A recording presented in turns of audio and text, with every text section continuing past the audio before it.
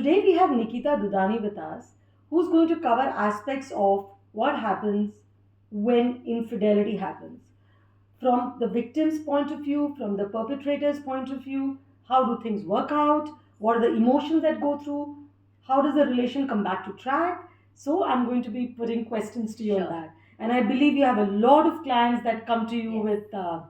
with this issue. So Nikita, my first question to you is, when somebody comes to you and they have been betrayed, or their partner has been in a relationship with someone else, what are the typical emotions that they feel, and what how do you guide them? Okay. So what I have seen with my clients is that the primary emotions that are on the surface that I have to deal in, whether Hmm. it's like with a particular client or in the case studies, it's like a lot of emotions that come up because the person has been betrayed, and that is a combination of anger, Hmm. hurt, pain, and sadness. Those are the four primary emotions that we have been working through, and that is the first focus. To help them deal with that, because when a betrayal happens, it is of course definitely a loss of trust, but it is also about that, why with me, and what did I do wrong, To deserve and this. exactly, and that can of course bring in a lot of hurt, pain, sadness, and anger. So it is very important to deal with them on with each emotions, because that takes a lot of time for healing, and share with them different ways that they can work through it. So in the sessions we walk through them these emotions, and we also guide them to be empowered in a way. So if, let's say, for example, the client is alone at home, or they don't have any support system, so what are the tips and techniques that they can do to manage the raise, because the intensity, when it rises, the intensity is so much that So does it happen in like spurts? Like I have been betrayed, and then suddenly I feel this huge anger, and then so what do you suggest? Give me an example. What do you Okay, tell? so yeah, so this is an anger example. So anger is when anger overpowers the person, they sometimes lose the logical reasoning. When I say logical reasoning, in the sense of it is so much in the body that you feel at unrest, you're not able to sit down, there is so much of uneasiness that why this happened to me. And sometimes the catharsis happen either by crying or either letting it out. So what we suggest, On the partner. no, no, no, not on the partner. Not violence, but not on the partner. Yes, so the anger is directed toward the partner, but we help them to let's say if I'm feeling angry, so use some of the cushions like we have, and just make a pile of the cushions and just express your anger, because it's in the raw form. So whenever any emotion is expressed in a raw form, there could be reactions from the other side as well, and things may get more chaotic. So the first focus is to help them with the raw emotions, to let it out, to lessen the intensity slowly, working on themselves and letting it out. So when later they are having a conversation with With their the partner. partner, they are not that reactive. Oh, what is the emotion from the person who has Yeah. actually caused the betrayal? What Yeah. about that? So sometimes what happens is, uh, like in the Indian society, it is very generic to see कि अच्छा इसने cheating किया है, तो there is no sympathy, like you are in the wrongdoing. Oh, so the person who is cheated is in the wrong period. So Period. there is So no sympathy and there is no exactly, okay. most of the cases are like that. But it is also that I have often seen that the person who has cheated may have their own reasons. I'm not justifying them, but sometimes, let's say, the person who has cheated with, like let's say person A has cheated, and there's person C. So the person C is so dominating that they have manipulated the person A to be in a relationship, and the person A doesn't have that much of control, but they're not in that awareness. So it is also about making them realize that okay, what happened was wrong, and then if that is the case scenario, then helping them to work on their empowerment, like not getting Not to give in. manipulated, Yes. not to give in. So you are telling Nikita that to trying to get to the root of the problem, Yes. and then working on that problem, even if from the betrayer's point of view, if I have betrayed, understand why I have betrayed and work on that, rather than just putting them down and demeaning them. Correct, So correct. okay. And then, a very common thing is when I hear the word cheating or infidelity, the first thing will come, acha, okay, so he or she is having more sexual partners. But infidelity is not only about sexual. Hmm. It's also about having an Emotional emotional companion. exactly. Yeah. And that is less spoken about.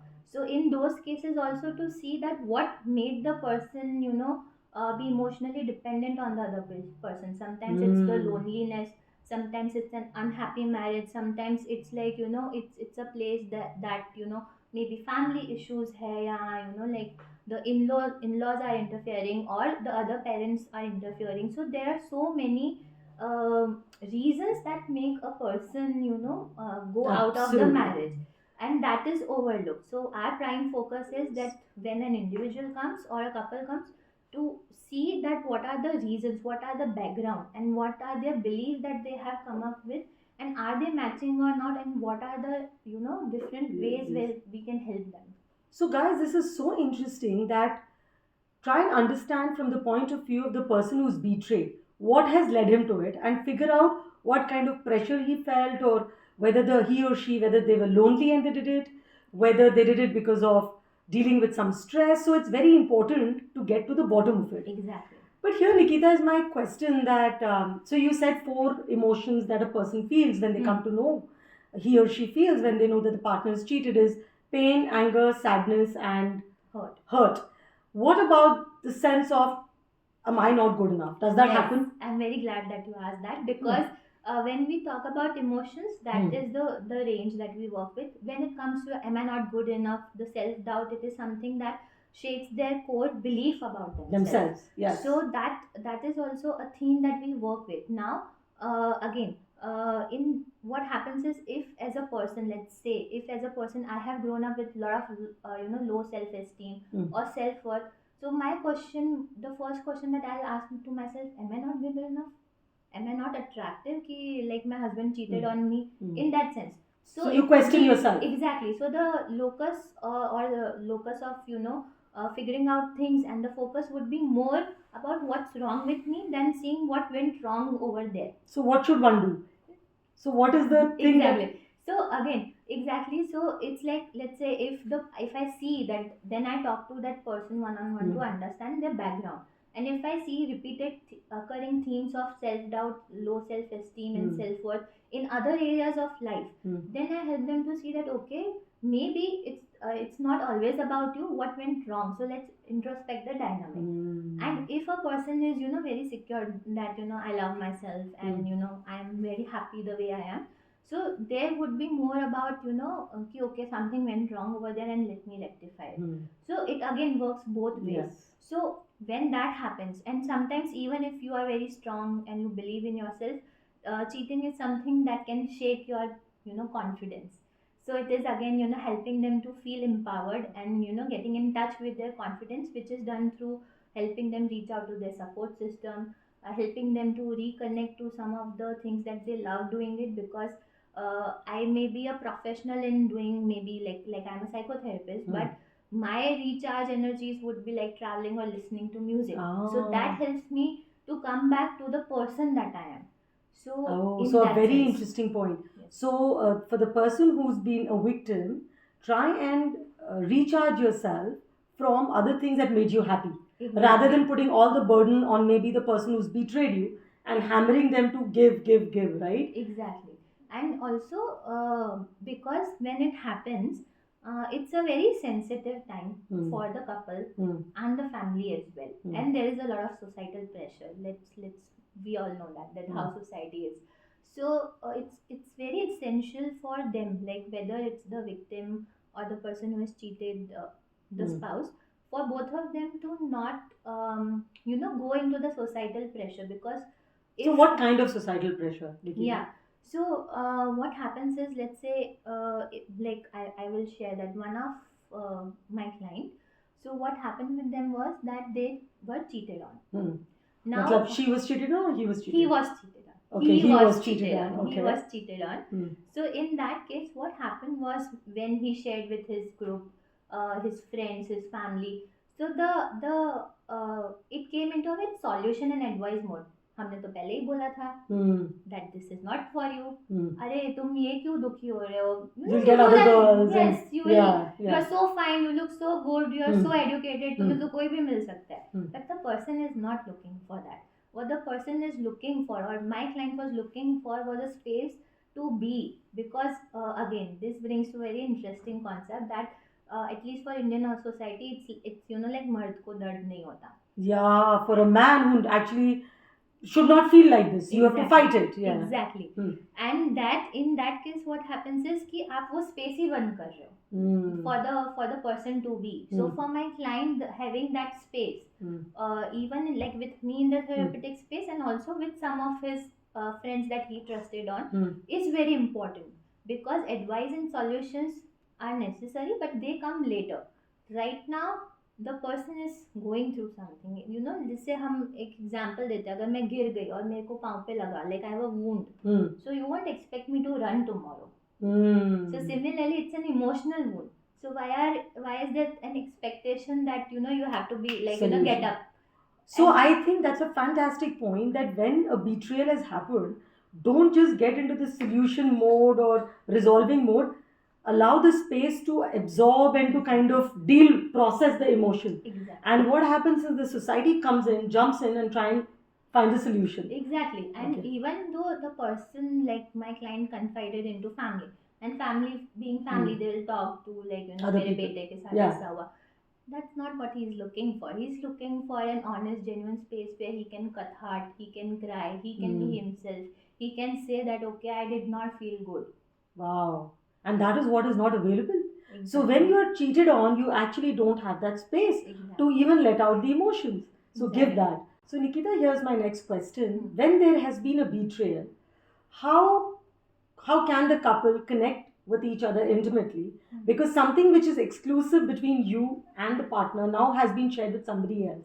So does this come to you a lot? Yes, that is a very important part. Now, when we talk about physical intimacy, what I see is it's a form of intimacy, but it's different from sexual intimacy.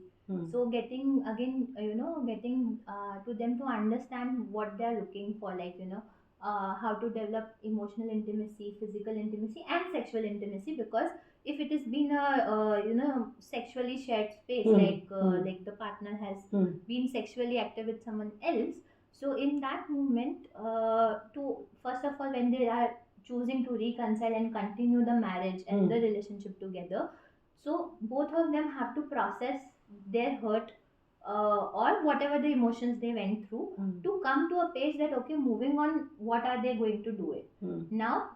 Again, when that is happening, giving time to heal. So it should not be like okay, now we have to go sexual intimate or physical intimate, so let's go and do it.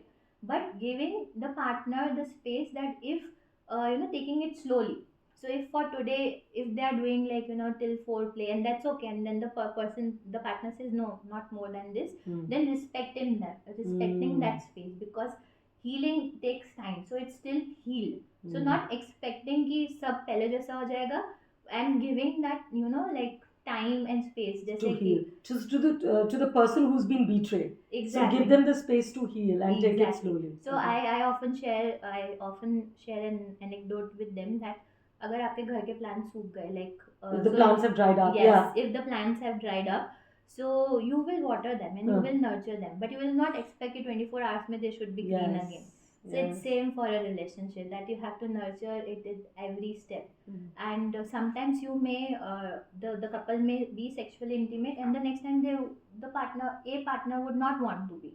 So respecting them and being very vocal and communicative about what's happening right now, what are the space that they are in, and moving on to the ways where they can rectify it more. So let's say ki, for an example, that they are wanting to get intimate, and they get closure, like foreplay or something, and then the partner is sudden has a gush of memory. Yes, the betrayed partner suddenly thinks he's done that, or she's done that. She has done that. So and the partner moves away. So not taking as a rejection. So the other partner should not take it as a rejection of him or her entirely, but in the moment seeing that the person is channelized by their own memories. So giving that space and talking it out, okay, what we can do next, what can we do to Wow, heal it. that's beautiful. So, Get any more anecdotes like this if this is so important? So give space to heal, don't push. Once if they withdraw in between a session, try and understand why and talk about it. yes. That's Yes. yeah. And like I would just, say that every relationship, whether it's with your husband or your parents or your siblings or your children, it requires nurture. So here, Nikita, is my next question that we've often seen and the kind of emails that we get that the person who's being cheated on wants to know the details of the affair. When did it start? How many times you met? Where you met? How many times did you do it? When you kissed, did you mean it? And all of those. Yeah. So tell me, is that healthy? And why would the person, the betrayed, the cheated on partner, why the compulsion to know the details? And should one share or Yeah. should one go that route? Okay. So, is it healthy? No. It's not healthy. Yeah, because uh, it's like the person who has been cheated on, it is a clear indication, like you said, you're getting a lot of emails that they have been hurt so deeply. What when I was hearing the emotion that was coming me into me was that okay, they have been hurt so deeply. So healthy, see, if I'm keeping a watch 24 into 7 on my partner is never healthy. Yes. So that is first thing. The second, but again, I'm not rejecting it because the person has been cheated on.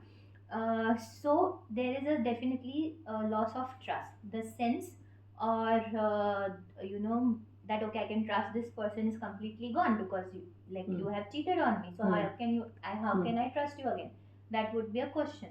But if whatever we have discussed earlier, if that is the path they choose to take, heal themselves, then automatically I can say that the need to have these questions will lessen down. So there is no point in digging for details and getting to know. Exactly. Why is it something like once you know it, you cannot not know it? Like then you can imagine those. Sometimes knowing too much is also a curse. So again, if the person is in the process of healing and that's the time they want to know it, then I can understand the place they are coming How from. much should the person who has cheated? How much information should the person who is cheated give?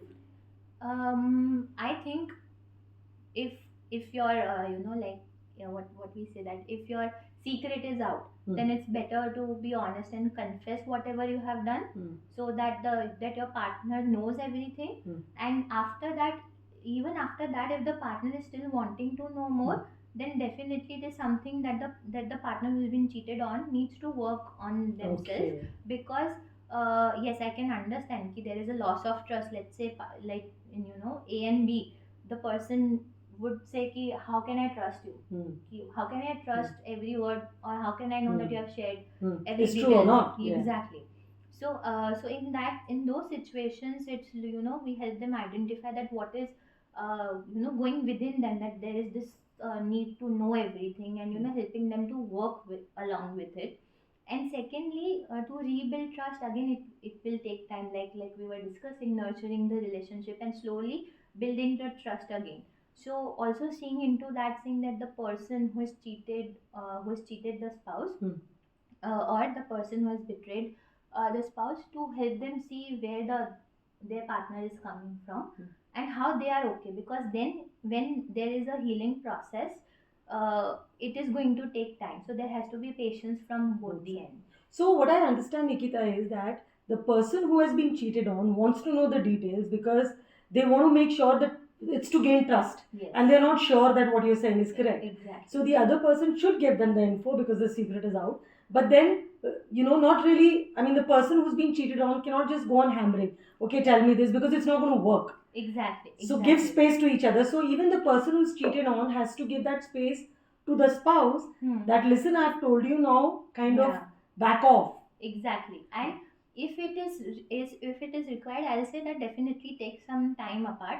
Because when you are taking time apart, you are not in the same zone to see the person every day, because that can be triggering as well. So for some time, take time apart, stay with your family or friends, or just travel, so that you are getting time to introspect what you need in the life, and the other person is also getting time to introspect what you need in life.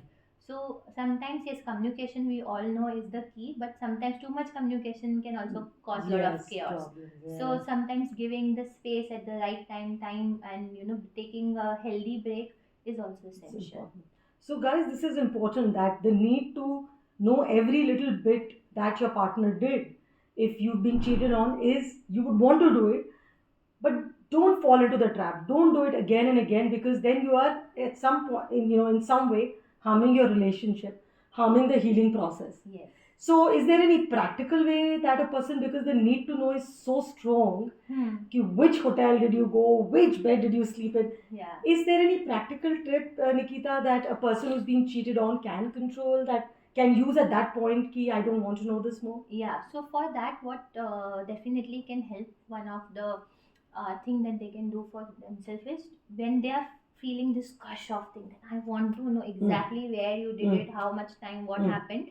So when that is there, don't call, don't message the person. Try to come back, that like keep your phone away, and in the moment reach out to your support system. And if you still feel it's too much to take in, take professional help for the healing. And then always try to come out, like just let's say, if this is the phone, and taking a space and viewing it objectively, that okay, what I'm doing, what's happening here. Sometimes having that objective outlook Yes. will help you gain more perspective. So, Nikita, the way I understand is, and the kind of mails we are getting from bonobology, there's a load of infidelity happening, but we don't speak about it. We don't think about it. We want to brush it under the carpet. But this is something we have to address because we can't throw the baby with the bathwater. We shouldn't be throwing away a very nice, beautiful marriage or a serious relationship because there's been an affair. There's always a way to deal with it because at times an affair is just an affair. There's nothing more to it. And this is what I think we're trying to do here, make relationships more beautiful and stronger despite the affair.